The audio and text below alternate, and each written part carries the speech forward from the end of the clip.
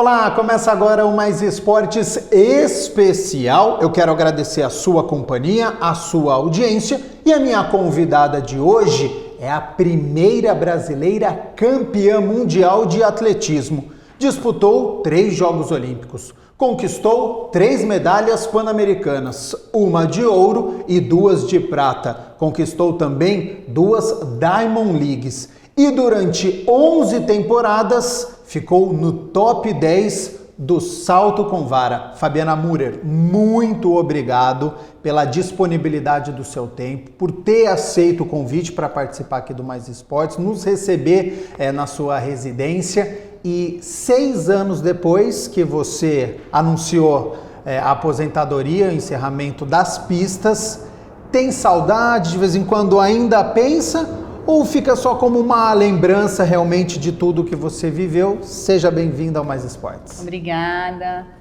Olá, é um prazer estar aqui com você, Gabriel, contando um pouquinho aqui da minha carreira, da minha história. Tem muita coisa aí, mas a gente vai tentar resumir um pouquinho, porque senão vai longe. Aí foram 19 anos no atletismo, então tem bastante coisa. Mas hoje em dia eu sinto um pouquinho de falta, mas da sensação de fazer um bom salto, ou de estar em forma, sabendo o que eu vou fazer na competição, enfrentando ali cada salto, o desafio. Mas aí quando eu penso em todo o treinamento, todo o sacrifício, toda a dedicação, aí passa logo. Ficar longe da família, as viagens. Não, tem seu lado bom e, lógico, tem seu lado ruim, mas uma conquista, uma medalha, um bom resultado compensa assim todo o sacrifício, mas realmente é uma dedicação muito grande que tem que ter. E já nós vamos falar também, porque a Fabiana Müller não está totalmente afastada do atletismo, ela continua acompanhando muitas competições, o salto com vara, então a gente vai falar bastante. Antes de nós falarmos sobre as suas conquistas, né, que eu citei, Jogos Olímpicos, Jogos Pan-Americanos, Diamond League, Mundial, a primeira brasileira, né? Até então era a primeira atleta brasileira, né? Mas daí o Alisson recentemente também conquistou, então a gente fala que é a primeira atleta brasileira a conquistar a Mundial. Tem o seu instituto também, que nós vamos falar também sobre fisioterapia.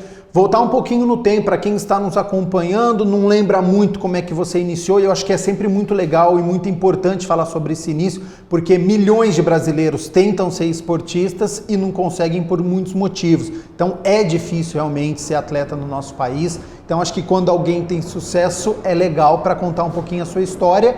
Você, a gente já falou aqui do salto com vara, mas a sua primeira modalidade que você iniciou foi na ginástica artística, né? Isso mesmo, eu comecei num outro esporte, na ginástica artística, com 7 anos, por incentivo dos meus pais. Eles achavam que as filhas, eu tenho mais 2 irmãs, que nós tínhamos que fazer esporte, que isso era bom para a vida.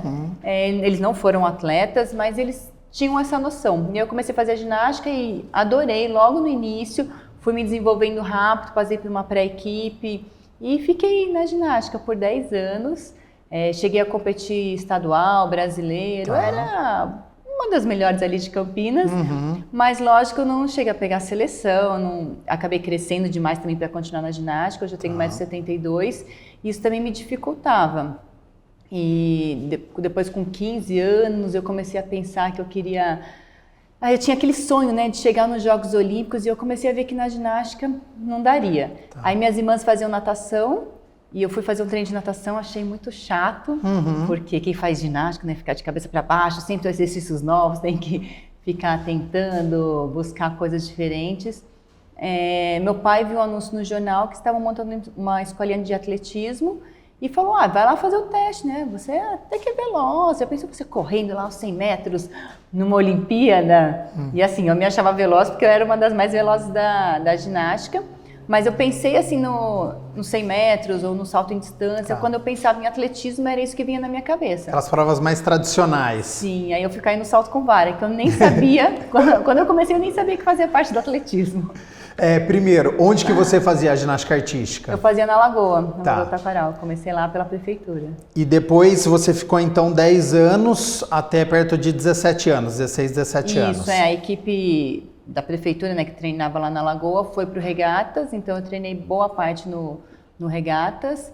E aí com 16 anos eu fui pro atletismo, ainda continuei um pouquinho na ginástica junto com o atletismo. treinava 2 vezes por semana no atletismo, 6 vezes na semana ginástica, e aí depois aos poucos eu fui trocando. E de onde que você acha que vem essa sua veia esportista e esse pensamento, esse sonho de Jogos Olímpicos? Porque eu acho que assim, todo mundo fala, Jogos Olímpicos, mas é sempre uma coisa muito distante. E parece que você seguiu nesse sonho, tipo, acreditando, sabe? Não, peraí, se na ginástica não tá dando certo, eu vou para um outro esporte. De onde que vem isso? É incentivo dos pais, alguém na família, ou é seu isso? Eu acho que é um pouco dos dois, porque meus pais sempre me incentivaram a estar no esporte, a buscar um bom resultado, a correr atrás do meu sonho. E eu tenho isso dentro de mim também, essa dedicação de querer ser perfeccionista nos exercícios, no que eu... acho que no dia a dia eu não sou tão assim perfeccionista, mas no esporte eu tinha isso, de querer fazer tudo perfeito. Tanto que eu levei isso para o salto com vara e na parte técnica e também me ajudou muito. Então eu lembro, meus pais assistiam os Jogos Olímpicos, então eu também ficava assistindo. Eu lembro que eu assistia ginástica, eu gravava as séries, aí eu ficava imitando depois. Então tudo isso foi criando essa vontade, né, de ser uma grande atleta. E para mim os Jogos Olímpicos era tão bonito, era legal, e é a maior festa do esporte. Então eu queria participar, não sei porque eu coloquei na minha cabeça. E quando eu entrei no atletismo, eu entrei com a cabeça também de ir para os Jogos Olímpicos, mas também de fazer história. Não sei porque eu tinha isso na minha cabeça, mas depois que eu parei, que eu conquistei tudo isso, eu fico muito contente, muito satisfeita de ter realizado aí praticamente todos os meus sonhos dentro do esporte. E Fabiana, eu já entrevistei algumas pessoas da ginástica artística, né? O Lázaro, a Giovanna Airoldi, a treinadora atual do Regatas, que é coordenadora há muitos anos. E eu sempre falo, né? É um esporte que exige muito do corpo e tem essa perfeição do movimento, né? Neste período, exigiam muito do seu corpo e a prática da ginástica artística, depois para o atletismo, pode ter sido no início ou depois, te ajudou em alguma coisa? Foi a base para poder fazer algum movimento? Foi a ginástica, dá muita coordenação, noção do corpo no espaço, para a mulher principalmente força nos braços. Eu treinei junto, a Giovanna Airoldi competia junto comigo, depois ela aposentou da ginástica, ficou um pouco como minha técnica também. Legal. A Malu, que está no Regatas, então eu sou dessa geração aí. Mas eu fui para o salto com vara por causa da ginástica. Então, porque eu tinha essa noção de ficar de cabeça para baixo, o salto com vara tem essa parte ginástica, né? A parte de voo é uma parte ginástica. Tanto que eu continuei treinando ginástica a minha vida toda ali dentro do salto com vara, uma vez por semana. Mas lógico, são exercícios voltados para o salto com vara, um pouco adaptados para o salto com vara. Mas foi essencial para eu ir para essa prova do atletismo. E continuando então no atletismo, você falou que você estava pensando nas provas mais tradicionais, 100 metros, 400, tem um revezamento. Passou por todas essas modalidades ou quando você experimentou o salto com vara, você gostou e o seu treinador e onde você estava também? E onde que foi esse atletismo em Campinas? Bom, eu comecei na PUC, era lá que era da Orcamp, né? A Orcamp ficava lá na PUC. Então eu comecei a treinar lá, a pista era de carvão, né? A pista de terra. Então não era o ideal, mas tinha um colchão pequeno, para iniciar não tinha problema. Meu primeiro salto foi com vara de bambu e caindo na areia. Nossa. Como era antigamente. Antigamente era assim, não tinha colchão não. Então meu primeiro salto foi assim, eu saltei por volta de 2 metros e foi super tranquilo para mim, porque eu tinha esse preparo da ginástica. Depois eu comecei a ver que não era tão fácil, que precisava de uma técnica. Eu comecei a ver que o salto com vara é uma prova muito técnica que exige velocidade, força. E para isso precisa, assim, eu fui direto para o salto com vara, mas eu treinei outras provas do atletismo para conhecer, para ver como que era. Então eu cheguei a competir 100 metros, salto em distância, salto em altura, mas eu treinei até o final da minha carreira como atleta, treinei corrida com barreira, o salto em distância eu tinha que fazer nos treinos. Arremesso do peso não, acho que não dava muito certo. Não. Mas velocidade, que o salto com vara é uma prova que exige velocidade, principalmente nas passadas finais, né, antes da decolagem. Então eu fiz outras provas, mas só para ter a experiência mesmo, porque meu técnico achava que seria importante eu ter um pouco desse conhecimento do atletismo. Mas eu já fui direto para o salto com vara, eu já sabia que minha prova era o salto com vara. E isso é bacana, né? Porque o salto com vara, ele engloba outras modalidades, né? Você precisa da velocidade, talvez, de uns 100 metros, uma passada diferente de um outro esporte. Então, ele é bem completo. Ele é, por exemplo, a corrida com barreiras ajuda a ter uma corrida melhor, depois sem barreiras. O salto em distância, a decolagem é similar com o salto com vara. O ângulo é um pouquinho diferente, mas a potência, é importante ter essa potência. Então, eu fazia musculação, um período eu fazia umas corridas mais longas, os tiros, né, as corridas de velocidade. Eu cheguei a fazer até 1000 metros de corridas mais de velozes, né, tiros que a gente chama. Então, eu tinha que complementar com outras provas do atletismo, que é um esporte básico, né? Qualquer criança gosta de saltar, quem vai mais longe, quem vai mais alto, quem corre mais rápido, isso faz parte das brincadeiras das crianças. Sim. E quando você estava com 17 anos nessa fase, você já tinha assistido pela televisão? A partir desse momento que você foi fazer esse teste, que você ficou na equipe, você foi procurar mais sobre as modalidades? Sim, aí sim, eu fui conhecer mais do atletismo e principalmente do salto com vara. O salto com vara feminino, quando eu comecei, que foi em 97, estava só começando. O primeiro recorde mundial homologado para as mulheres foi em 92. Nossa. O primeiro mundial sub-20 que teve foi em 98, que eu participei. O primeiro Jogos Pan-Americanos, Winnipeg, em 99, que eu participei. Pioneira, então, você. Então, a prova estava começando. O masculino tem desde a primeira Olimpíada, o feminino não. Eles achavam que as mulheres não tinham condições de fazer salto com vara, ou de treinar, que o corpo não aguentaria, como o salto triplo, maratona, martelo. Todas essas provas não tinham para as mulheres. E no final ali do último século, eles começaram, dos anos 2000 ali, eles começaram a colocar essas provas para as mulheres também, porque dava para fazer tranquilamente. Puramente preconceito até então, Sim, só então. Sim. E nessa época você estava no ensino médio, que geralmente é próximo de vestibular. As pessoas ali estão pensando já na maioridade, já pensando também o que eu vou fazer da minha vida paralelamente ao esporte. Você tinha essa preocupação sobre faculdade? Você foi buscar fazer algum curso? Eu sabia que, eu sempre tive a consciência de que a carreira de esporte, do atleta acaba cedo. Então, eu tinha que ter alguma coisa para fazer depois. E acho que como eu fiz muita fisioterapia, né? Na ginástica eu torcia muito o tornozelo, sempre tem alguma dorzinha, assim, atleta sempre tem alguma dorzinha que tem que tratar. Então, eu tinha essas duas opções, ou de fisioterapia ou educação física. Mas eu achava que eu me encaixava mais como fisioterapeuta. Então, eu me formei em Campinas, mudei para São Paulo, porque as condições para treino eram melhores em São Paulo, meu técnico também era de São Paulo, ele ia para Campinas 2 vezes por semana para dar treino. Tá. Então, me mudei de vez. Fiquei um ano sem estudar ali, pensando direito o que eu ia fazer. E aí entrei na faculdade de fisioterapia em São Caetano. Era em São Caetano, então como eu competia por São Caetano eu tinha bolsa, mas no ano que eu entrei mudou para Santo André, mas a gente acabou continuando com a bolsa. Tá. Então eu treinava em São Paulo, estudava em Santo André, então a logística ali não era tão fácil, mas deu para fazer tranquilamente. Era uma época que eu não era tão boa, então eu não treinava 2 períodos, não viajava tanto, consegui conciliar os treinos e os estudos, e foi muito engraçado. Assim que eu terminei a faculdade, eu fiz em 5 anos, porque o último ano era integral, então eu queria treinar, né? Eu tive que ajeitar um pouquinho ali, mas deu para fazer tranquilamente. E aí depois que eu me formei, eu comecei a treinar 2 períodos, e aí assim, eu comecei a me desenvolver, tentei trabalhar junto, mas eu fiquei muito cansada, ficava muito cansada. Eu falei, bom, vou me dedicar ao esporte, se der certo, continuo, se não der certo eu paro e vou trabalhar. Deu super certo, então comecei a treinar 2 períodos, viajar, me desenvolver, fazer marcas para participar de campeonatos mundiais, Olimpíadas, e achei que nunca mais seria fisioterapeuta, mas agora voltei a ser.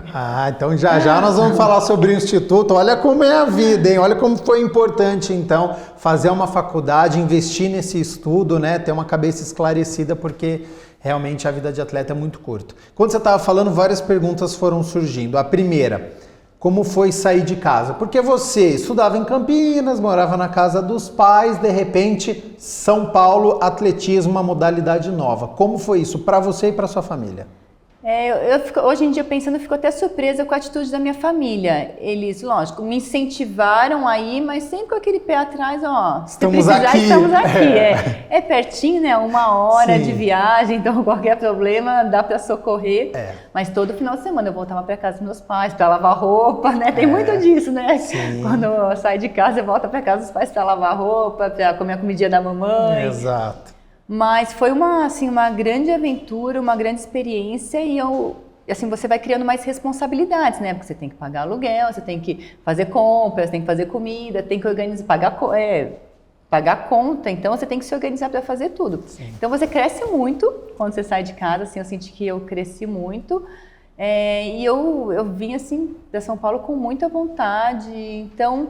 É lógico, dava saudades, mas ao mesmo tempo eu me sentia cada vez mais madura e buscando o meu sonho, correndo atrás do meu sonho, que eu queria, como eu falei no início, chegar nos Jogos Olímpicos, mas o meu primeiro degrau era estar no pódio de um sul-americano. Uhum. Então, tem que ter, acho que, aquele sonho alto, mas você também tem que ter os sonhos mais baixos para ir crescendo, para ir conquistando passo a passo. Então, para mim, eu não vejo assim que foi tão difícil, para mim foi muito bom. E eu falo assim, eu fico surpresa realmente com os meus pais que me incentivaram, mas estavam sempre ali cuidando também, sempre iam assistir as competições, participavam até, meu pai fez até aparelhos para o salto com vara, como os postes, como a gente não tinha no Brasil, os bons são todos importados, então como a gente não tinha muito no Brasil, meu pai fabricava esses postes, então ele ajudou muito, tanto na ginástica, de reformar aparelhos também, como no salto com vara. Ótimo. Qual que é a profissão do seu pai? Meu pai é projetista, ele faz desenho para turbinas de usina hidrelétrica, mas ele é engenheiro. Você aproveitava para desenhar. Ele gosta assim de ficar pensando, projetando coisa, desenhando e fazendo. Ele gosta de fazer também. Tá. Então, meu tio tinha umas soldas lá, ele comprava ferro, meu tio ajudava a soldar e aí eles faziam e ficou bom. Fantástico. Viu? Ficou bom e não foi só para mim não que ele fez para outras equipes também. Então, teve o exemplo, né? A Fabiana estava lá com algo diferente, chamou atenção, todo mundo já quis aproveitar, isso é muito bacana. Quando você disse que você queria trabalhar junto com o esporte, com a modalidade que você estava praticando, salto com vara, financeiramente é muito difícil esse início, essa transição, quando você está começando no esporte para você poder se manter? É difícil. Assim, eu falo que eu tive a sorte de começar numa grande equipe, que era o Orcamp, que depois era Funilense, depois já passei para BMF. Então, eu sempre estive com uma boa estrutura. O Sérgio Coutinho, que criou a Orcamp e foi dando essas condições para os atletas. E lógico, acho que eu me destaquei também. E o salto com vara, como eu disse, foi uma sorte de ter sido uma prova nova. Então, cada marca que eu melhorava, depois de 1 ano, eu já conseguia bater o recorde brasileiro. Então, sempre saía uma notinha no jornal, era um destaque também. Mas não é fácil, não. Eu vejo assim que hoje em dia, até hoje, é difícil. Nós temos poucas equipes no Brasil, se paga pouco, principalmente depois dos Jogos Olímpicos, que houve um corte em relação a clubes, né? Salário de atletas ou número de atletas, equipes que acabaram. O governo continua apoiando, existe um Bolsa Atleta, um Bolsa Pódio, para esses atletas conseguirem se manter.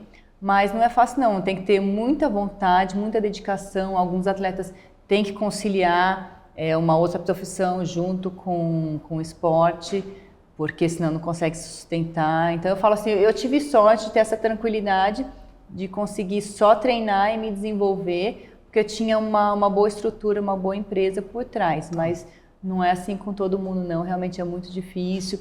E depois tem outros desafios, ir para fora, competir, que é onde você ganha experiência, você encontra com esses atletas fortes, como o Alisson está fazendo, o Thiago Braz, que mora na Itália. Então, ir lá e você não sabe como que é, então comprar passagem aérea, onde você vai ficar. Então no início eu tinha que comprar minha passagem para ir para as competições, mas eu ficava sabendo que eu ia para a competição em cima da hora, ali 4 dias antes. Que é mais caro. É mais caro, tem que confirmar a vara, porque as varas também, é difícil esse transporte das varas. Então, realmente, assim, no início você tem que fazer um certo investimento e acreditar que vai dar certo.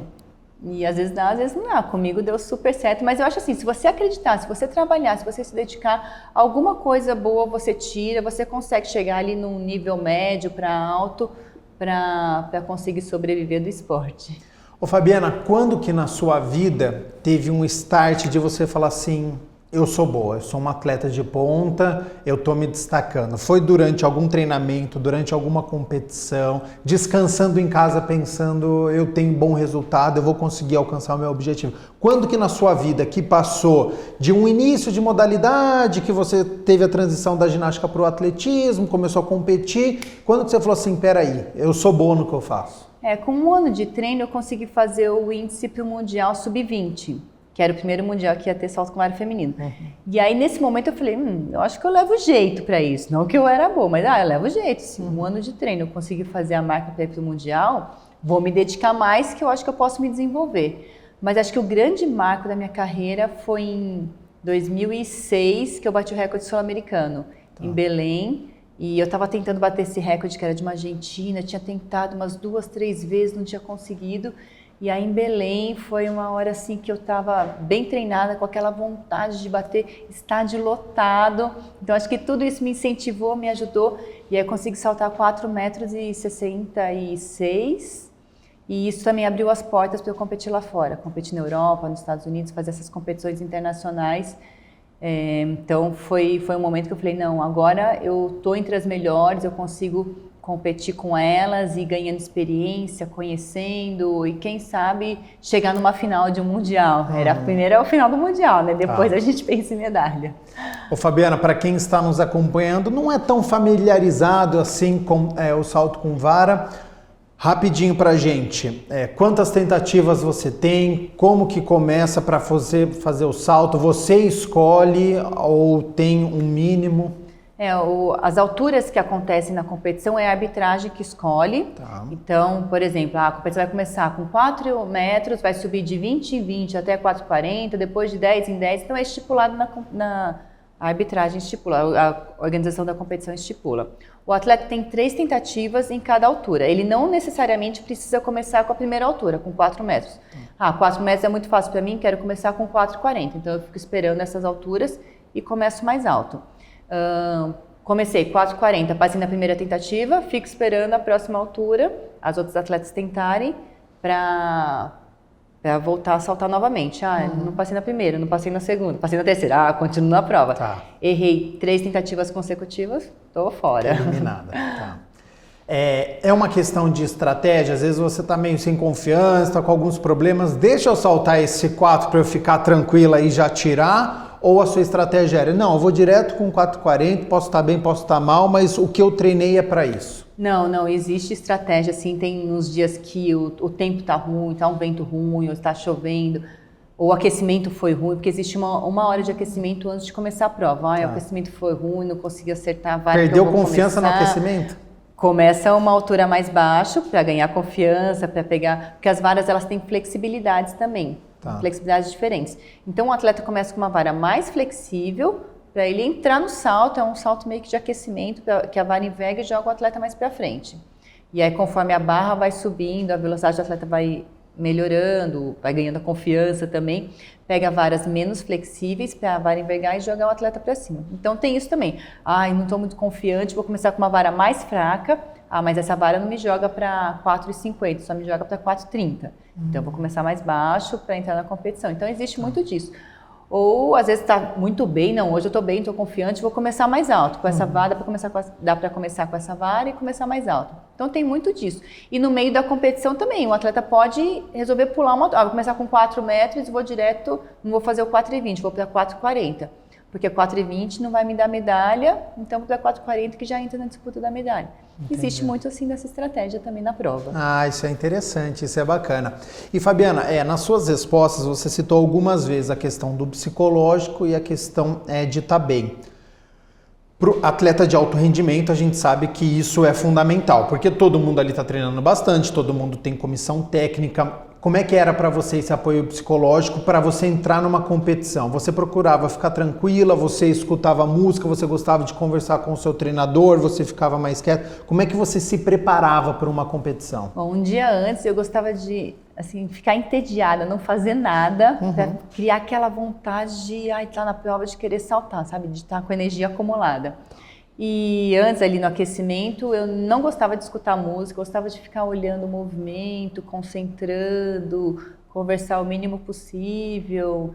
Então eu era muito assim, muito focada no meu, para fazer o meu e evitar muita conversa, assim. Nesse período, quando você estava em Belém, você já estava formada em fisioterapia? Sim, eu me formei em 2004 e em 2005 eu tentei trabalhar ali, aí larguei de vez. Então 2006 foi quando eu comecei a treinar, final de 2005, né? Comecei a treinar 2 períodos. 2005 foi meu primeiro mundial adulto que eu fui, foi em Helsinki. Quase fui para a final, saltei super bem. E aí eu comecei a treinar 2 períodos e aí eu comecei a ver que era o que precisava, né, para eu poder me desenvolver. De alguma maneira, o seu curso na fisioterapia te ajudou a entender melhor o seu corpo? Quando você tinha alguma lesão, você sabia o que estava acontecendo com você? Te dava uma segurança a mais? Estava meio sem confiança, sentia uma dor, voltava pro livrinho. Deixa eu relembrar alguma coisa. Te ajudou em alguma coisa a fisioterapia? Ajudou muito a entender melhor meu corpo, as minhas dores, se era realmente uma lesão, era só um cansaço de treino, se dava para me recuperar para o dia seguinte. Aos poucos, assim, lógico, fui me conhecendo, mas a fisioterapia me ajudou muito em relação a isso, assim. Até às vezes me tratar em casa, né? Tinha os aparelhinhos, fazia 2 períodos de tratamento, um período na pista, um período em casa. Automedicação não é recomendável, mas você era uma profissional qualificada para fazer isso, né? Aí pode. Aí pode, aí então você está numa condição para isso. Qual que foi a sua primeira grande conquista que você lembra? Foi a passagem para os primeiros Jogos Olímpicos? Foi alguma competição? Eu lembro quando eu ganhei a minha primeira medalha de sul-americano, que eu falei, nossa, eu queria essa medalha de sul-americano, eu conquistei isso. Foi meio que início ali na minha carreira, mas uma grande conquista que eu tive também foi a participação desse meu primeiro mundial adulto, que foi em 2005. Que eu queria muito fazer essa marca, estar numa competição adulta mundial, né, ou Olimpíada ou Mundial. Em 2004 eu quase consegui, o Brasil exigia que fizesse a marca mínima 2 vezes, e aí eu consegui fazer só uma. Então eu fiquei, nossa, muito chateada em 2004 de não ter conseguido ir para a Olimpíada. E aí coloquei na minha cabeça que em 2005 eu iria para o Mundial, fui, saltei bem. E aí depois daquilo eu falei, não vou mais estar fora de nenhum Mundial, nenhuma Olimpíada. Vou me preparar para o ciclo olímpico, né? Para quem está nos acompanhando, esses 4 anos são uma loucura. Você conquista torneio, você ganha, você se prepara, mas tem sempre um objetivo a cada 4 anos. É mais ou menos por aí. Eu sempre pensei ano a ano em buscando uma melhor marca, em bater recorde. Todo ano tem um objetivo, né? Ou uma competição, a competição que é mais importante do ano. Então a preparação é sempre aquela competição mais importante do ano. Mas, claro, sempre tem o foco final ali nos Jogos Olímpicos. Pequim 2008 atingiu o seu objetivo de disputar uns Jogos Olímpicos. Lembra da alegria de ter realizado esse sonho quando chegou lá? Fabiana Müller está confirmada. Quando que foi esse período? Foi logo depois de uma competição ou o anúncio veio depois? É que o atletismo você tem que fazer a marca mínima. Então você fez a marca, eu já tinha certeza que eu estava nos Jogos Olímpicos. Então, e para mim, 2008, né, que foi em Pequim, então para mim já era fácil conquistar essa marca. Eu fui para os meus primeiros Jogos Olímpicos com a 3ª melhor marca do mundo. Então eu já fui para lá com aquela confiança de que seria possível disputar uma medalha, mas infelizmente não deu certo. Uma das minhas varas não estava lá na pista na hora que eu fui saltar, e aí isso me desestruturou e atrapalhou também toda a logística ali, a estratégia, né, da prova. E acabei terminando a 10ª colocação, eu saí de lá assim, nossa, super mal, chateada, frustrada. Mas com aquela sensação de que eu tenho que melhorar alguma coisa para que isso não aconteça de novo. Então eu sempre procurei ver o lado bom das coisas. Quando eu me machucava ou quando eu fazia alguma competição ruim, eu pensava, eu preciso melhorar alguma coisa para não sentir dor ou para ir melhor na próxima competição. Ô Fabiana, esse sumiço da vara teve grande repercussão. Quando você voltou para o Brasil, você achou exagerado todos os comentários? Como é que você lidou nas semanas, nos meses seguintes ao fato? Eu tinha uma preocupação muito grande de como que as pessoas iam reagir comigo, né? Se eles iam me apoiar ou se iam me criticar em relação ao que aconteceu. Porque não tinha tantas redes sociais na época, nem lembro se tinha, 2008, nem sei quando foi criado. Eu não tinha rede social, então Tá. eu não sabia como seria toda essa repercussão. Mas quando eu voltei, eu fiquei surpresa com a atitude das pessoas. Eu lembro que eu voltei para o Brasil, assim, chorando no avião, chorava, parava de chorar, e dormia um pouquinho, acordava chorando. E aí eu andava na rua, ia no mercado, as pessoas paravam, me abraçavam, ai, chorei junto com você, nossa, que sacanagem, ai, eles roubaram sua vara, fizeram isso de propósito. Então foi assim, foi uma reação que eu fiquei surpresa, assim, mas foi muito legal porque me ajudou a me levantar também. Tá. E lógico, não foi foi um erro deles, da organização, porque quando a gente chega na competição nós temos que entregar o material da organização e eles levam para a pista. E aí na hora dessa logística, uma das varas se misturou com a vara das meninas que não tinham classificado para a final e voltou para a vila. Tá. Então, essa vara que eu precisava, que era a segunda que eu usaria na competição, estava na vila, no depósito da vila, e não estava na pista com a vara de todas as meninas que estavam na final. Mas eu achei assim, para mim foi muito boa essa reação, porque me ajudou a me levantar e ter mais energia, mais força para continuar buscando melhores resultados. E viu a exposição que dá uns Jogos Olímpicos, né? Impressionante. A gente viu em Tóquio agora, skate era um fenômeno. Você entrava em rede social, todo mundo era árbitro, todo mundo comentando manobra e outras modalidades também. Então, os Jogos Olímpicos, ele eleva, né? É muito curioso isso. Sim, eleva a imagem do atleta. As pessoas passam a conhecer mais dos esportes, porque primeiro ano teve skate. E aí os jovens, eles se motivam a ir para o esporte também. Eu vi quando teve os Jogos Olímpicos do Rio, nossa, muitas crianças, jovens queriam ir para o atletismo, porque o Thiago Braz ganhou medalha de ouro. Então dá aquela motivada assim nos atletas, nas crianças, para procurar esportes diferentes, que às vezes eles não conseguem ver no seu dia a dia. Exatamente. Aí tinha o francês, tinha a briga, e todo mundo começa a procurar isso é muito curioso, isso é brasileiro, é sensacional nesse quesito. Depois de 2008, continuou competindo. Antes de 2010, no Mundial, em Doha, que acho que é muito especial para você. Para você, nesse processo, para você se reerguer, para você continuar competindo, teve resultados expressivos também. Sim, 2010 foi um ano assim praticamente perfeito para mim.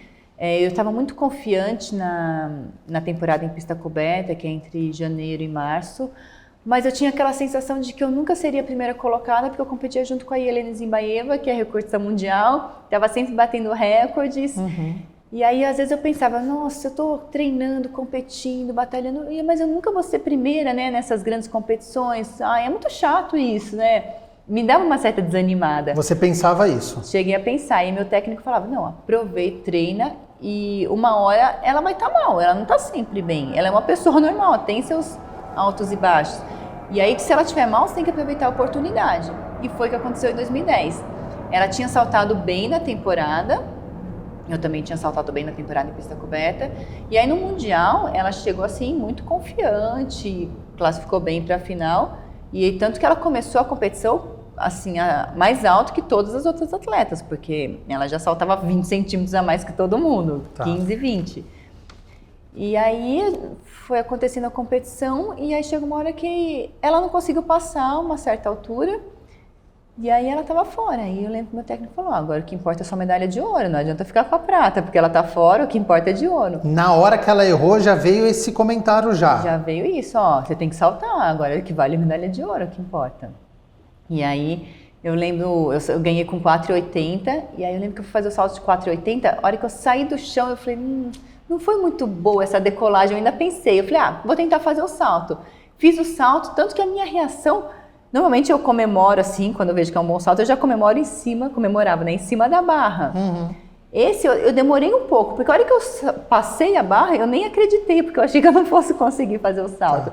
Então é assim, quando o atleta está muito bem treinado, está focado, está concentrado, as coisas acontecem. Se você deixa fluir, acontece. Foi o que aconteceu no Mundial. Eu estava super bem de cabeça e fui campeã mundial com 4,80. Fantástico, né? Esse em Doha no Catar em 2010, uma conquista e tanto, né? Primeira atleta, tanto no masculino quanto no feminino, né? Primeira atleta brasileira que conseguiu esse título no atletismo em mundial, isso tá pra mundial, história. esse foi mundial em pista coberta. Em pista coberta nós já tínhamos uma medalha que era do Zequinha Barbosa. Não tinha no feminino, então a primeira no feminino. E aí 2011, que aí sim eu ganhei a medalha de ouro no mundial em pista aberta, que aí sim foi a primeira medalha absoluta. Mesmo. Quando você falou que nesse salto que você pensou, não entrei muito bem, isso é comum para o atleta? O seu pensamento, você procura se isolar, não quero pensar em nada, eu sei tudo que eu tenho que fazer, ou você vai, bom, eu tenho que correr, dei 3 passos, agora eu vou passar, eu preciso jogar perto. Como é que é a sua cabeça no momento do salto? O salto é muito rápido, né? Dura menos de 10 segundos se a gente for contar a corrida, e o salto ele é muito rápido. Então, e tem que pensar antes de saltar. Se você pensar no meio, também não dá muito certo, não. Então, assim, eu procurava pensar no salto, na técnica, nos detalhes, no ponto ali que eu costumava errar mais. Então, eu tentava me focar mais nesse detalhe. E algumas vezes o salto não sai tão bom, mas dá para dar uma corrigidinha lá em cima. Que foi o que aconteceu nesse salto aí do 480. Eu entrei, não entrei tão bem. Mas eu vou tentar fazer o salto, vou tentar corrigir. E deu certo, deu super certo, eu passei.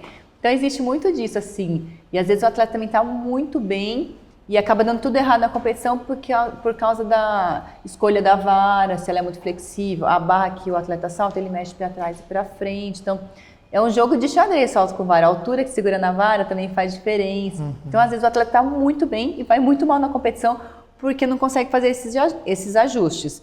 Mas quando chega numa grande competição, o atleta já fez as outras competições prévias, então ele já chega lá sabendo tudo que tem que fazer ali, todos os ajustes para ir bem. Isso é muito curioso, é muito bacana. A Isimbaeva, você tinha contato, você conversava com ela, você tentava buscar experiência, tentava buscar como é que essa mulher ela é tão boa no esporte? Sim, eu treinava, a minha base na Europa era na Itália, que era onde ela treinava também, que ela passou a treinar com um técnico ucraniano lá na Itália, que era o técnico que eu fazia intercâmbio. Então, eu fiquei amiga dela, conversava, nós ficávamos no alojamento da pista, então a gente ia almoçar, jantar juntas, viajava juntas para as competições e assistia os treinos dela, é lógico, né? Ia lá ficar olhando o que ela estava fazendo, como que ela saltava para tentar aprender. E aí eu via que tinha treinos, isso foi em 2006, tinha treinos que ela ia mal, tinha treinos que ela estava cansada, ela chorava. Aí eu comecei a entender que, nossa, ela é uma pessoa também, né? Como eu. Ela também chora, ela também fica cansada, ela tem dias ruins. Então, se ela conseguiu conquistar o que ela conquistou, eu também posso. Então, a partir daí, eu passei a acreditar mais. Lógico, conversei com ela algumas coisas, perguntei algumas curiosidades.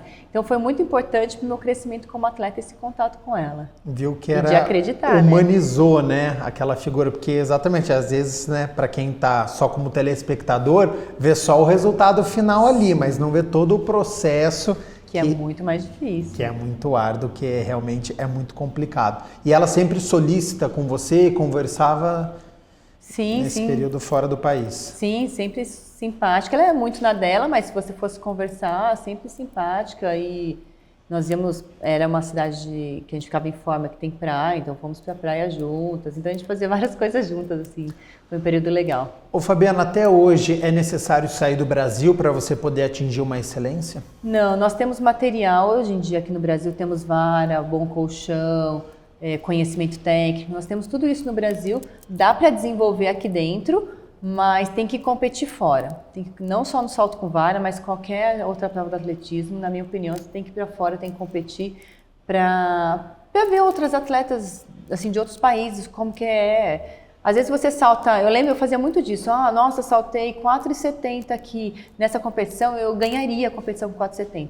Mas você estando lá é outra história, né? É outro clima, o nervosismo é outro, toda a logística para você chegar lá. Então, tem que ir lá e tem que quebrar a cara, tem que ir mal, tem que ir enfrentar para você poder crescer, como o Alisson fez também, está aí, agora conquistando grandes resultados. Exatamente.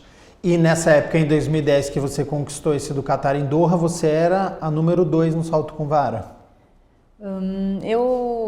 Assim, tinham vários atletas ali que se revezavam, mas eu estava sempre entre as 5 primeiras, eu não lembro exatamente qual, acho que eu estava em segunda no ranking mesmo, nessa competição, mas tinha uma outra russa que tinha sido recordista mundial antes da Yelena Zimbaeva, a Feofanova, que também dava muito trabalho nas competições, então não podia ser outra russa não, tinha que ser uma brasileira para ganhar. Exatamente. E aí, campeã então Doha no Catar, campeã em 2011, e aí 2011 o ciclo olímpico já está se encerrando, já está próximo dos Jogos Olímpicos de Londres em 2012. Como é que foi a preparação dessa vez para os seus segundos Jogos Olímpicos? Eu, 2011, fui campeã mundial, então eu cheguei como favorita, né, em 2012. E aí, uma das coisas que eu me arrependo foi dessa temporada em pista coberta de 2012, que nós resolvemos, como o Pan-Americano em 2011 foi em outubro, eu decidi não fazer essa temporada de competições no início de 2012. E aí eu falei, vou treinar mais tempo, vou chegar melhor nos Jogos Olímpicos. E aí eu acho que meu corpo não aguentou, porque eu não estava acostumada a ficar tanto tempo só treinando, então eu tive uma pequena lesão, assim, dores, né, no tendão do calcâneo, tendão de Aquiles. E isso me atrapalhou um pouco nos treinos, então eu não conseguia fazer treinos de corrida, eu corria só para saltar, eu me poupava para poder fazer os treinos técnicos, mas eu não conseguia treinar velocidade, treinar técnica de corrida, porque eu sentia dor. Então, eu fui meio que levando assim no início da temporada em pista aberta, competia meio com dor, tinha que fazer um bom aquecimento para não estar com tanta dor, então eu fui meio que levando assim. E aí, lógico, eu acabei perdendo um pouco a confiança no salto, porque se você não está tão bem, você não fica tão veloz, tão dinâmica, acaba fazendo mais peso na vara, a técnica não sai tão boa. Cheguei nos Jogos Olímpicos, estava sem dor, consegui tratar essa dor, cheguei sem dor, mas eu acho que meu dinamismo e minha confiança não estavam tão boas por essa questão, que eu não consigo fazer tantas competições estando bem fisicamente, então eu não consigo fazer esses acertos que eu precisava para a Olimpíada de 2012. Para o atleta, a pior coisa que tem é lesão. A lesão tira do sério, frustra, não consegue treinar, tira a concentração. A pior coisa é você não estar 100%. Sim, não, é muito ruim, porque você não consegue colocar toda aquela energia, você fica preocupado se você fizer um movimento, se vai doer, se vai romper um tendão. Lesão realmente tira a força, né, do atleta. Muitas vezes o atleta tem que lidar, pequenas dores dá para aguentar, mas se é uma dor muito grande, aí você fala, não vou parar, vou perder todo esse tempo de treino. E são decisões difíceis, né? Por isso que é importante ter uma equipe multidisciplinar junto. Então eu tinha médico, tinha fisioterapeuta, então a gente entrava num acordo ali entre tratamento. Vamos parar o treino, não vamos parar, dá para ir levando desse jeito, toma um anti-inflamatório, faz um gelo, e aí vai levando. E no meio do período competitivo é difícil, né? Não, tá bom, vai parar de treinar por um mês. O atleta não pode parar de treinar por um mês com uma Olimpíada daqui 2 meses. Não. Então a gente foi meio que levando, tentando tratar e acabou dando certo de tirar a dor para a Olimpíada. Tá. Mas a parte física não estava tão boa. E lógico, foi Londres, né? Londres eu sabia, já tinha competido lá antes, sabia que o tempo era complicado, podia chover, fazer frio, calor, sol, tudo no mesmo dia, assim lá.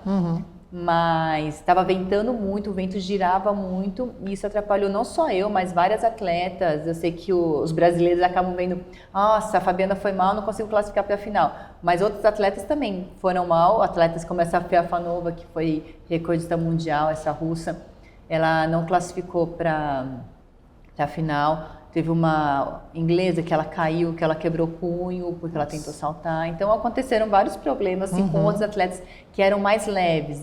A gente analisando atletas que eram maiores, mais pesadas e que usavam uma técnica diferente da minha, elas conseguiam saltar. E atletas que eram mais leves tiveram mais problemas assim, nessa interferência do vento. E aí acabei nem classificando para a final. E aí então você chegou como a favorita, teve problema com lesão e aí caiu na fase de classificação. Retorna para o Brasil novamente com essa decepção. Como é que foi os meses seguintes dos segundos Jogos Olímpicos e talvez uma segunda decepção? Então aí foi totalmente oposto do que foi Pequim, né? Aí já tinha redes sociais, aí aquela crítica, todo mundo criticando, falando mal. Então é uma coisa que pesa muito para o atleta. Mas eu acabei aprendendo muito com isso, porque assim, se as pessoas estão criticando, quer dizer que elas estavam torcendo por mim, por isso que elas criticam. e que eu tinha que me isolar mais, cada vez mais em relação a isso, porque era uma reação das pessoas, mas que eu tinha que me concentrar para os próximos anos, que isso não podia interferir no meu emocional. E lógico, eu consegui levar dessa forma. Eu ainda, depois de Londres, eu ainda continuei na Europa, eu ainda fiz mais algumas competições, e aí sim voltei para o Brasil, descansei e esfriou tudo, as pessoas já esqueceram, já teve futebol, já estavam xingando outra pessoa. E aí comecei a me preparar para 2013, ainda tentando me entender com a minha dor ali, botei a sentir dor, até que começo de 2013 eu fui fazer uma temporada em pista coberta, e aí eu tive que parar a temporada no meio, porque eu estava com muita dor. Nossa. E aí eu fiz um procedimento, e aí consegui tratar e nunca mais senti dor. Então, realmente, às vezes tem que falar, não, tem que parar, tem que fazer algum procedimento mais radical para conseguir se recuperar e ir para frente. Às vezes você tenta só no conservador e não é suficiente. E Fabiana, você manteve esse o psicológico, então, em dia, o que não é muito fácil por conta das críticas, mas conseguiu tendo resultados. Aí 2014 teve a Copa do Mundo no país, você já sentiu um pouco do clima, você falou, epa, tá vindo uns Jogos Olímpicos por aí, eu tô sentindo esse clima, quero participar de mais uns Jogos Olímpicos. Essa decisão, ela é imediata, fala, pera aí, vai começar mais um ciclo olímpico e eu quero estar nesse ciclo olímpico, eu quero participar do terceiro Jogos Olímpicos, ou você fala, não, um passo de cada vez, deixa eu disputar Mundial, se tiver Diamond League, se tiver as competições, como é que foi este novo ciclo? E depois de 2012 eu comecei a pensar no final da minha carreira, porque eu já estava, em 2012 ainda não estava tão velha, mas eu comecei 31? A pensar, com 31, eu comecei a pensar quando que eu iria parar. 2012, uma grande amiga minha, uma polonesa, parou, então eu comecei a ver meninas da minha idade já querendo parar para ter filho, então para a mulher também é uma outra estratégia ali que tem que ter também, que tem que conciliar a carreira de atleta como mãe, ou tem que se programar para essas coisas. E eu falei, não, eu quero competir em 2016, uma Olimpíada no meu país, é uma grande oportunidade, mas eu vou levando ano a ano, porque eu também não queria parar na decadência, eu não queria parar sofrendo para competir, para treinar, indo mal nas competições, eu queria parar bem. Falei, então eu vou levando ano a ano, com aquele objetivo de 2016. Então, em 2013, consegui me recuperar dessa lesão, saltei razoavelmente bem. Em 2014, fui campeã da Diamond League, dá para continuar mais um ano. Em 2015, fui medalhista de prata no Pan-Americano e no Mundial, com assim, competições muito disputadas com a cubana, entrou a cubana ali na minha vida, competições muito disputadas. Sim. Falei, bom, 2015 foi bem, dá para chegar em 2016. Quando você cita gravidez, clubes e patrocinadores entendem isso? Que a mulher, se ela quiser a gravidez, ela consegue, ela vai interromper por um período, mas que ela vai ter esse retorno. Entendem ou não? Acho que agora essa mentalidade está mudando. Antigamente não era assim, tanto que em contratos de patrocínio existiam assim, se o atleta não competir por um ano ou por, 7, 8 meses, não vai receber o valor do patrocínio. E aí, uma gravidez entra nesse período, né? Mas não tinha nenhum adendo, nada diferente. Era uma coisa fechada ali, era isso. Tanto para homem, para mulher, servia para qualquer um. Aí, assim, os clubes, assim, eu era contratada CLT, era o único clube de atletismo que era CLT. Então, eles tinham que pensar numa coisa diferente. Falaram, não, tá bom, então a gente vai manter o atleta. E nós tínhamos contratos anuais, não era que era sem fim, né, o nosso contrato, nossa assinatura de carteira. Então era ano a ano. Então, depois, nesse período, eles começaram a ver uma forma, nossa, como a gente vai fazer? Tem atletas mais velhas, elas estão querendo engravidar, estão engravidando, a gente vai mandar embora? Não dá para mandar embora, a gente não vai pagar? Não, vamos pagar, vamos segurar, porque a atleta falou que vai ter filho e depois quer voltar. Então, a equipe que eu competia, eles entenderam isso. A Alison Felix, né, a americana, tinha um contrato com uma marca esportiva, e aí ela entrou contra a marca, porque ela falou, não, eu quero ter filho, mas depois eu vou voltar, eu sou nova, tenho condição de voltar. Então, foi uma briga muito grande nos Estados Unidos. E com isso, acho que o mundo todo começou a enxergar de uma forma diferente as mulheres. Então, eu vejo que agora as coisas estão mudando, mas ainda falta, acho que falta entender um pouco mais, porque É possível, sim, a mulher ter filho e depois voltar. Eu não queria isso, eu não queria ter filho e depois voltar. Eu queria terminar minha carreira e depois ser mãe. Então, a mulher tem que se programar e as equipes têm que entender porque é diferente. Homem e mulher, existe esses períodos diferentes. E nessa época que você estava com um bom rendimento, 2014, 2015, você não pensava em gravidez ou você já estava planejando? Não pensava. Eu pensava muito na minha carreira e depois eu paro e... quando começou a chegar perto de parar, eu comecei a pensar, acho que eu quero eu quero ser mãe... mas depois que eu parar, vamos ver o que acontece. Mas eu fiquei muito concentrada no esporte, depois, vou planejar ser mãe. Chegamos então nos Jogos Olímpicos do Rio de Janeiro, aqui no Brasil, a sua terceira participação. Como é que foi essa preparação? É diferente? Já está mais experiente? Chega num outro momento? Ou é sempre uma emoção, é sempre aquele frio na barriga de uns Jogos Olímpicos como se fosse o primeiro? Toda competição sempre dá aquele frio na barriga. A competição que eu ficava mais nervosa era o Troféu Brasil, que é o nosso campeonato nacional. Porque eu tinha todo mundo tinha aquela expectativa que eu tinha que ganhar, que eu tinha que saltar a obrigação de ganhar. Então isso me deixava muito nervosa, mas assim, sempre deu tudo certo. E essas grandes competições, lógico, sempre dá aquele frio na barriga, mas eu estava muito mais experiente, eu cheguei mais tranquila para esse período de treinos e de competições. Um mês e meio antes dos Jogos Olímpicos eu fiz a melhor marca do mundo no Troféu Brasil, lá em São Bernardo. Então eu estava assim super confiante, fui para a Europa, ia fazer 2 competições, voltava aos Jogos Olímpicos. E a primeira competição que eu fiz na Europa foi em Mônaco, não lembro se eu fui segunda ou terceira, foi razoável ali o resultado.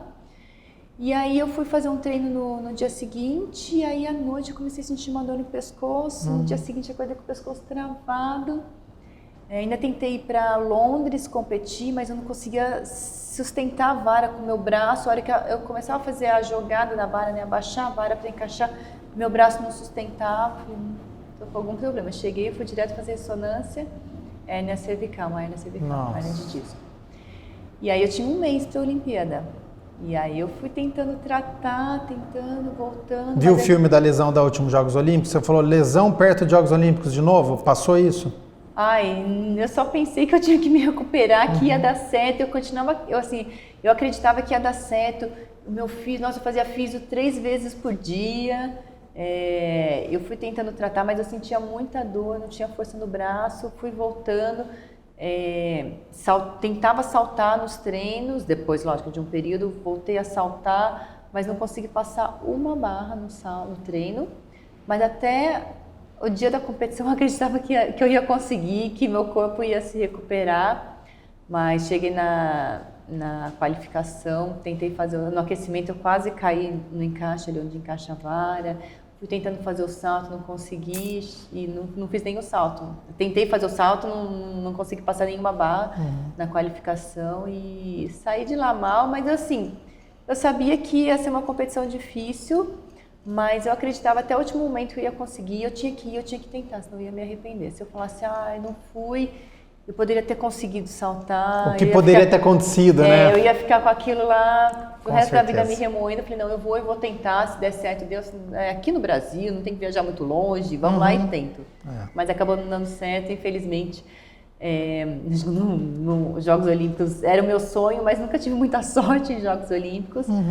Mas assim, eu não termino frustrada a minha carreira por conta disso, e sim eu saio contente porque eu conquistei muito mais do que eu imaginava quando eu entrei no esporte. Com certeza, carreira vitoriosa, e eu sempre quando eu converso com o atleta falo sobre isso, Fabiana, mesmo quando não conquista título, o atleta tem o que contar, ele tem a história dele, porque a medalha pode ser uma consequência, mas às vezes tem outro atleta que pode conquistar, então assim, é muito difícil, é muito competitivo, é um funil que é muito curto, então ganhando ou não ganhando, sempre a gente abre espaço aqui, porque realmente para chegar no esporte de alto rendimento é muito difícil, para conseguir resultado então, mais difícil ainda, mais com os perrengues que você passou um pouco aqui pra gente, de ter que sair de casa, de ter que custear uma viagem, é alimentação, é hotel, então assim, é muito complicado e você teve muito resultado positivo na sua carreira, a gente só tem que se orgulhar da carreira que você construiu. E aí aos 35 anos veio a decisão da aposentadoria.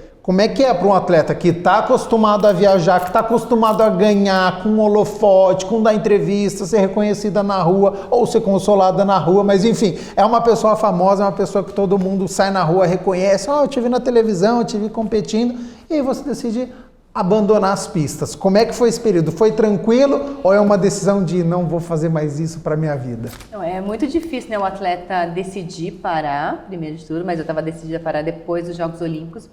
Eu parei um pouquinho antes, né, porque depois dos Jogos Olímpicos eu ainda programava fazer algumas competições na Europa, mas por conta da hérnia cancelei as provas. E aí, assim, o mais difícil não é ficar longe das pistas, assim, em relação à competição, viagens, é o treino, é o dia a dia. Porque você levanta e fala, nossa, e hoje, o que eu vou fazer? Ai, não vou treinar, tá. Aí eu comecei a me sentir, a primeira semana eu me senti tão inútil. Eu falei, nossa, eu preciso arranjar uma coisa para fazer, escrever, abrir um blog, se sente mal, qualquer né? coisa. Mas eu já tinha alguma coisa encaminhada para fazer. A equipe tinha me convidado para ficar como dirigente na equipe. Tá. Então eu já tinha alguma coisa encaminhada, mas mesmo assim eu me sentia tão mal, uma inútil. Mas aí, assim, vontade de treinar nenhuma. Tá. Super, assim, nossa, porque eu não tinha um objetivo. Então, é difícil o atleta entender que ele parou e o que ele vai fazer depois. Aí depois de umas 2, 3 semanas, aí a equipe me chamou para reunião, começou a me envolver em alguns assuntos lá, algumas tarefas. Aí eu comecei a me animar. Aí o meu marido falou, não, vamos treinar. Eu falei, mas pra que treinar, né? De novo? Não, vamos, eu vou com você. Eu falei, então me fala o que eu tenho que fazer, porque eu nem pensava o que eu ia fazer, né, como atleta. Eles falaram, faz isso, isso, isso, o técnico fala. O atleta não pensa o que vai fazer num programa. E aí ele foi me falando dos exercícios, aí eu fui me animando, aí eu comecei a treinar todos os dias. Aí eu fui me encaixando ali de novo. Aí começou a ter coisas para fazer, coisas para pensar, e eu comecei a me sentir mais útil. E aí depois eu queria engravidar, e aí já começou a pensar nisso. Falei, não, mas deixa eu me estruturar, né, me sentir mesmo que eu parei. E aí eu resolvi, como eu não tinha nada para fazer, eu resolvi fazer milhares de coisas, né. Eu já fazia parte da comissão de atletas da Federação Internacional de Atletismo, fazia parte da comissão de atletas do COB. E aí resolvi abrir um instituto junto com as pessoas que trabalhavam comigo, com 2 fisioterapeutas, o médico ortopedista e o meu treinador. Então nós resolvemos abrir nós abrimos o InSport no início de 2017, então nós começamos a planejar isso também, então eu já comecei a me envolver em tanta coisa que não tinha nem tempo de pensar mais em salto com vara. Um capítulo à parte, quando você fala, com meu treinador, resolvi meu marido, é a mesma pessoa, o treinador e o marido, né, Fabiana? É a mesma pessoa, sim. É a mesma pessoa. Então, eu peguei pessoas assim, que trabalhavam comigo, que nós éramos amigos também, nós éramos próximos, e abrimos esse instituto. E aí, sim, eu comecei a pensar em engravidar, e aí engravidei em março de 2017, e no meio de 2017 teve o Mundial em Londres. Eu ainda fui para lá porque eu fazia parte da comissão de atletas da Federação Internacional, e foi, nossa, uma maravilha estar na arquibancada, assistindo a arquibancada. Eu realmente não queria estar na pista, mas hoje, como eu disse, hoje em dia eu sinto falta da adrenalina, daquela emoção, mas eu fui criando essa consciência que realmente eu parei, que foi um momento certo, que foi realmente... Foi tudo planejado na minha carreira e foi do jeito que eu queria. E é um instituto de saúde, prevenção, ortopedia, reabilitação, treinamento. É voltado para atleta de alto rendimento ou em geral? Não, é voltado para o público em geral. Existe um ou outro atleta ali de alto rendimento, mas é para o público em geral. Eu sou fisioterapeuta, mas eu trabalho com exercícios nessa parte de postura e prevenção. Então eu peguei exercícios que eu fazia no meu dia a dia como atleta. Eu tive pouquíssimas lesões, então... eu uso esses exercícios, lógico, esses exercícios adaptados para as pessoas, para a condição, para a idade, para o objetivo, e levo isso para as pessoas. Então, se me ajudou a ter poucas lesões, vai ajudar as pessoas também, lógico. Não evita a lesão, mas ajuda a ter uma boa qualidade de vida, a ficar forte, se sentir bem, estar ativo, né, para fazer suas atividades. Eu lembro uma pessoa, um paciente, ele falou, nossa, agora eu me sinto mais forte para agachar, para pegar meu filho no chão e levantar. Antes isso era uma dificuldade. Nossa. Então é legal ver essa evolução das pessoas, que é o que eu queria ver quando eu fui fazer fisioterapia. Ver essa evolução que as pessoas têm. Então hoje eu estou contente aí trabalhando. Lógico, é difícil, né, empreender, ter o seu negócio, organizar as coisas, ainda mais nesse período que teve pandemia. Sim. Então sempre tem como uma onda ali, a pandemia foi difícil, conseguimos passar por isso. E agora está crescendo, aí o negócio está se desenvolvendo. Ô Fabiana, aquela faculdade sua em 2004 e agora o instituto te deixa realizada daquele curso que você fez depois da aposentadoria, participar de um instituto ativamente te deixa realizada?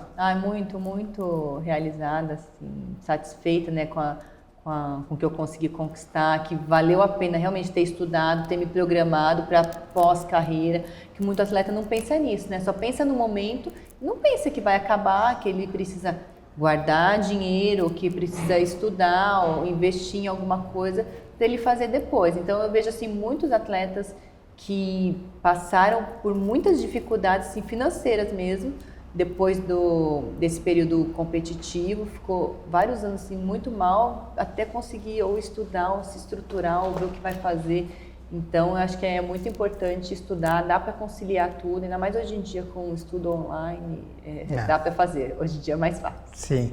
Fabiana, para a gente poder encerrar, que eu sei que você tem a sua agenda cheia também, tem outros compromissos, você não está totalmente afastada do atletismo, como comentarista também, está gostando de ficar desse lado da telinha, de poder contar um pouquinho para os telespectadores, para poder analisar os atletas? É um outro desafio também, porque eu sei muito de salto com vara e pouco de algumas provas e quase nada de outras. Então tem que estudar muito e os atletas vão mudando também. Não são mais os atletas da minha época, então os atletas vão mudando. Então tem que estar me atualizando, estudando. Mas é muito legal, assim, estar comentando de um esporte que eu fiz, que fez a pessoa que eu sou hoje, né? Me ajudou a crescer, a me desenvolver, a conquistar tudo que eu conquistei.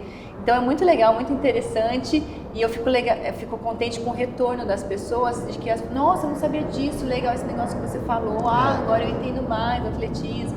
Então é bem legal, eu estou gostando. Como que você analisa essa atual geração brasileira no salto com vara? Existe uma renovação, nós temos alguns nomes, é preciso mais investimento? O que falta para a gente ter novas Fabianas Murers por aí? Tem alguns atletas, tem o Thiago Braz que está ali no topo, né, competindo, a Juliana Campos, que é uma atleta que treinou comigo e é a melhor do Brasil agora. Falta ela subir um degrauzinho a mais, ela tem condições, ela é alta, ela tem um físico bom para fazer salto com vara, mas ainda falta um pouquinho mais para se desenvolver. Mas assim, esses atletas não tem muito investimento, não tem equipe, então eles não têm um salário bom para se manter só fazendo isso. E eu vi que teve uma diminuição em relação à procura assim, do atletismo, infelizmente, porque a gente está com menos pistas. Pelo menos na cidade de São Paulo a gente tem menos pistas. Existem alguns bons projetos de ex-atletas, que é muito legal, que capta esses atletas mais novos.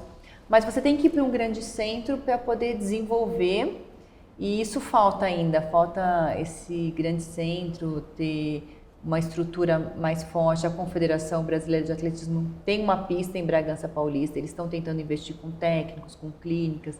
Então isso ajuda também a desenvolver. Mas ainda falta para a gente ser um Estados Unidos ali, para ganhar muitas medalhas, ter muitos atletas, ainda falta. Acho que um dos grandes diferenciais, né, que os Estados Unidos têm é o esporte na escola, na faculdade, esse incentivo, porque dali se destaca, né, atletas, eles vão ganhando o gosto também pelo esporte, tendo objetivos. Então, acho que se tivesse mais essa educação, né, o esporte na educação, isso ajudaria muito a gente ter mais atletas. Aliar, né, educação com o esporte, que isso é fundamental. Para a gente poder encerrar, próximos objetivos para esse ano, 3, 5 anos, onde você se vê, o que você quer fazer daqui para frente? Bom, acho que desenvolver o InSport, né, o instituto que eu tenho, e continuar levando o atletismo para as pessoas. Eu faço parte de um programa da Confederação Brasileira de Atletismo que chama Ídolos do Atletismo, e com isso a gente leva o atletismo fazendo clínicas, palestras, então deixar vivo, né, essa história do atletismo brasileiro e incentivar outros a estarem fazendo. Então, eu acho que esses são meus 2 grandes objetivos, e curtir minha vida, curtir minha filha e aproveitar aí, porque eu acho que tudo passa tão rápido, né? Então, acho que a gente tem que aproveitar cada momento. E passou muito rápido também o Mais Esportes. Fabiana Müller, muito obrigado pela disponibilidade do seu tempo, por ter recebido a nossa equipe, por compartilhar com os nossos telespectadores a sua história, as dificuldades, as glórias. Então, parabéns por tudo que você fez, e já fica o convite aqui para uma próxima oportunidade para a gente fazer uma parte 2 sobre a sua vida. Sim, foi um prazer. Sempre que puder ir, eu vou estar aí disponível, contando, sempre tem alguma história boa aí para contar. Nós aqui agradecemos a Fabiana Müller, a você aí de casa agradeço também a sua companhia, a sua audiência. Continue aqui na TV Câmara Campinas e até a próxima. Tchau, tchau.